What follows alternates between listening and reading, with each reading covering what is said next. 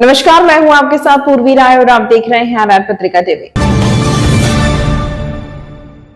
कोटपुतली बहरोड जिला एसपी राजन दुष्यंत के निर्देशन में बानसूर थाना पुलिस की बड़ी कार्रवाई। 24 जून को बानसूर कस्बे में दोपहर करीब 12 बजे आरोपी कृष्ण पहलवान ने अपने साथियों से मिलकर सुनील उर्फ टुल्ली की फायरिंग कर कार्यवाही हत्या कर 27 जून को आरोपियान को पकड़ते समय आरोपियान मनोज मीना वगैरह इलाका थाना हरसौरा में पुलिस पार्टी पर फायरिंग की थी। पुलिस द्वारा जवाबी फायरिंग की कार्यवाही की गई, जिसमें 2 आरोपियों के पैरों में लगी गोली तथा एक आरोपी के पैर को छूकर निकली गोली। तीनों बदमाशान घायल आरोपियों को देर रात इलाज हेतु बीडीएम अस्पताल में भर्ती करवाया गया है, जिनका इलाज भी जारी है। कृष्ण पहलवान ने पुराने रंजिश के चलते सुनील उर्फ टुल्ली की कार्रवाई की। कृष्ण पहलवान ने पुराने रंजिश के चलते सुनील उर्फ टुल्ली की करवाई हत्या। घटना की गंभीरता को देखते हुए जयपुर रेंज आईजी अजय लांबा द्वारा 50-50 हजार रुपए का इनाम घोषित किया गया था। आरोपियों से घटना में प्रयुक्त हुई एक made in America Glock pistol व एक देशी मैट पिस्टल बरामद। आरोपियों द्वारा पुलिस दल के वाहन पर की 1 दर्जन से अधिक गोली fire. Sir, Kotputli Behror police ने एक अच्छी कार्रवाई की है। 4 आरोपियों को गिरफ्तार किया है और एक तरीके से माहौल खराब करने की कोशिश की। सर, कैसे कार्रवाई की उसकी पूरी जानकारी। 24 जून को दिन में 12 बजे के आसपास ये बानसूर थाना क्षेत्र के बाईपास पर 4 व्यक्ति जो 2 मोटरसाइकिलों पर आए थे, इन्होंने सुनील उर्फ टुल्ली की हत्या की थी, फायरिंग की थी और उसमें उसकी डेथ हुई थी।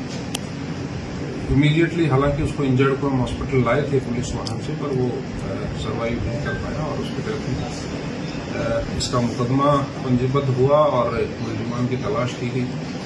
जो इस घटना को कराने वाला था कृष्ण यादव, जो मुख्य अभियुक्त था, उसने इन 4 को प्लान करके और ये मर्डर करवाया था।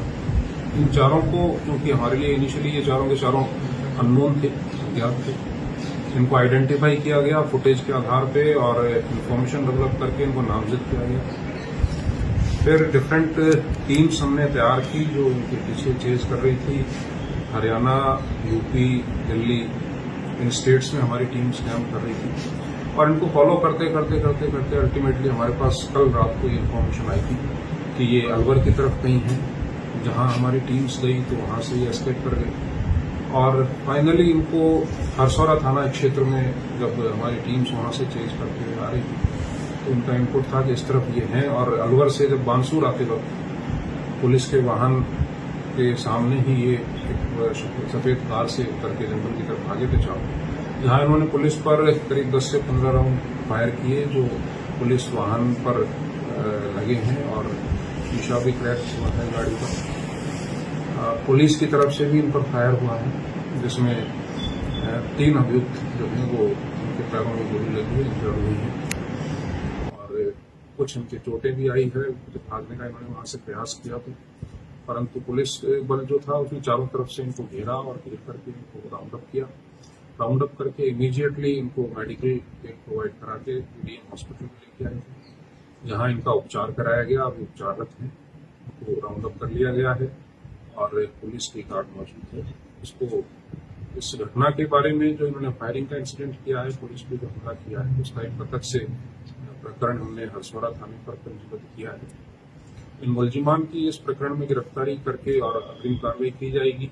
साथ ही इनके पास से 2 वेपन मिले हैं, जिसमें से एक कंटिन्यूड पिस्टल है और एक ग्लॉक पिस्टल है जो इम्पोर्टेड है। 27 इनके पास कारतूस लाइव कार्ट्रिजेज मिले हैं। कुछ फोन्स मिले हैं जिनके ऊपर हम इन्वेस्टिगेशन कर रहे हैं। मेन अक्यूज के भी हम काफी क्लोज हैं, शीघ्र ही उसकी भी गिरफ्तारी की जाएगी और इस तरह से इस पूरे प्रकरण में सख्त कार्रवाई करते हुए हम ये भी कोशिश करेंगे कि प्रोसिक्यूशन के समय भी इस केस को फॉलोअप करके जल्द से जल्द इन अभियुक्तों को सजा भी दें। सर, इसमें 50,000 का इनामी बदमाशी बता रहे हैं। बिल्कुल सही है। इसमें 4 अभियुक्तों पर श्रीमान आईजी साहब के यहाँ से 50-50 हजार रुपए का इनाम घोषित किया गया था। जो पकड़े गए हैं उनमें 3 अभियुक्त इनामी हैं जिन पर 50-50 हजार रुपए का इनाम। सर, आपकी डीएसटी टीम का अच्छा सराहनीय कार्य रहा बताया कि बता रहे कि जो एसपी कार्यालय से डीएसटी टीम है उनका ज्यादा बेटर काम रहा इसमें। 2 पुलिसकर्मियों की इसमें खास तौर पे भूमिका है। एक जिसने ये पूरा इंफॉर्मेशन इनपुट डेवलप किया था और दूसरा जिसने वहां मुठभेड़ के समय बहुत साहस के साथ काम करते हुए खुद फायर भी किए और इनको राउंड अप करने में बड़ा बहुत काम किया। उन दोनों का नाम हमने प्रेस नोट में दिया है। उनको हम रिवार्ड बिल्कुल प्रॉपर तरीके से वहाँ सम्मानित जो भी क्षमता के लिए कोशिश करेंगे, उनको दिलाएंगे। और डीएसटी के साथ साथ डिफरेंट टीम्स, क्योंकि ये कोऑर्डिनेटेड एफर्ट होता है, और जैसे हमारे एडिशनल एसपी वैभव शर्मा थे, उन्होंने सारी टीम्स का लगातार कोऑर्डिनेशन रखा। तो डिफरेंट टीम्स, सबका अपना अपना रोल होता है, सबकी अपनी अपनी इंपॉर्टेंस है। मैं मानता हूं कि पूरा का पूरा एक टीम के रूप में कोऑर्डिनेटेड एफर्ट था, जिसकी वजह से हम जल्दी से जल्दी अभियुक्तों को गिरफ्तार किया। सर, बानसूर में कुछ ही दिनों में ये तीसरी बड़ी फायरिंग की वारदात है। हालांकि पुलिस ने लगातार जो कार्रवाई है वो की है, आरोपियों को गिरफ्तार किया है, लेकिन भविष्य में ऐसी घटनाएं ना हो उसको लेकर देखिए, आने के बाद से ही एक अभियान चला रखा है इस जिले में, जिसमें सोशल मीडिया पर जो भी व्यक्ति वेपन के साथ पोस्ट डालता है उसकी अरेस्ट हुई है, उसके ऊपर मुकदमे दर्ज हुए हैं। और पिछले 6-7 महीनों में आप देखेंगे करीब 55-60 मुकदमे इस तरह के दर्ज करके हमने लोगों को अरेस्ट किया है, जो इस तरह का वेपन का डिस्प्ले करते हैं। साथ ही जो इलीगल वेपन के खिलाफ कार्रवाई है, जो लेके घूमते हैं, उनके खिलाफ भी प्रभावी कार्रवाई कर मुकदमे हमने पिछले कुछ समय में दर्ज किए हैं। एक बड़ी कार्रवाई यहाँ कोटपुतली में भी डीएसटी टीम ने की थी, उसमें बहुत सारे वेपन मिले थे उनके पास और कुछ कारतूस मिले थे। लगातार पुलिस इनका पीछा कर रही है। ये बात सही है कि पिछले 1 महीने में 3 घटनाएं हुई, जिसमें एक घटना तो अकस्मात 2 पड़ोसियों का झगड़ा था, जिसका कोई गैंग से या किसी बदमाशों से कोई संबंध नहीं था।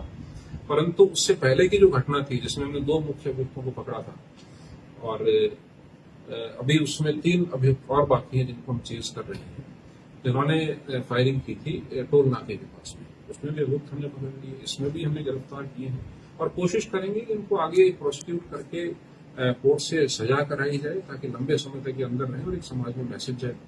साथ ही इनके खिलाफ सख्ती बरतते हुए जो भी आपराधिक तत्व हैं, एरिया डोमिनेशन की कार्रवाई हम समय समय पर करते हैं। अभी जो ये घटना हुई है 24 तारीख, उससे पहले 23 तारीख को हमने 91 क्रिमिनल्स के यहाँ पर रेड की मॉर्निंग में, और उनको ला करके थानों पर पूछताछ की है। तो लगातार एरिया डोमिनेशन की कार्रवाई भी चल रही है। साथ ही हमारे इंटेलिजेंस इनपुट के आधार पर जो वेपन रख रहे हैं, उनके खिलाफ भी हम बिल्कुल ध्यान रख रहे हैं। सोशल मीडिया पर जो एक्टिव हैं क्रिमिनल्स, उनके खिलाफ भी बिल्कुल है। और ये मैं स्पष्ट कर देना चाहता हूं कि बहुत सख्ती के साथ पुलिस काम करेगी, 0 टॉलरेंस से काम करेगी, और क्रिमिनल्स को किसी भी सूरत में नहीं बख्शेगी। सर, पुलिस के साथ मुठभेड़ हुई है, किसी जवान पुलिसकर्मी को इंजर्ड नहीं, ये गाड़ी पे जरूर लगी है। कुछ पुलिसकर्मियों को पकड़ने के दौरान खरोंचे आई है, उसका हम मेडिकल कराएंगे उनका। जिन्होंने पकड़ने की कोशिश की थी, तब जिनमें करते थे खरोंचे। सर, प्रेजेंट राजस्थान का सबसे टॉप क्राइम जिला बना। तमाम महत्वपूर्ण खबरों के लिए देखते रहिए आर पत्रिका टीवी।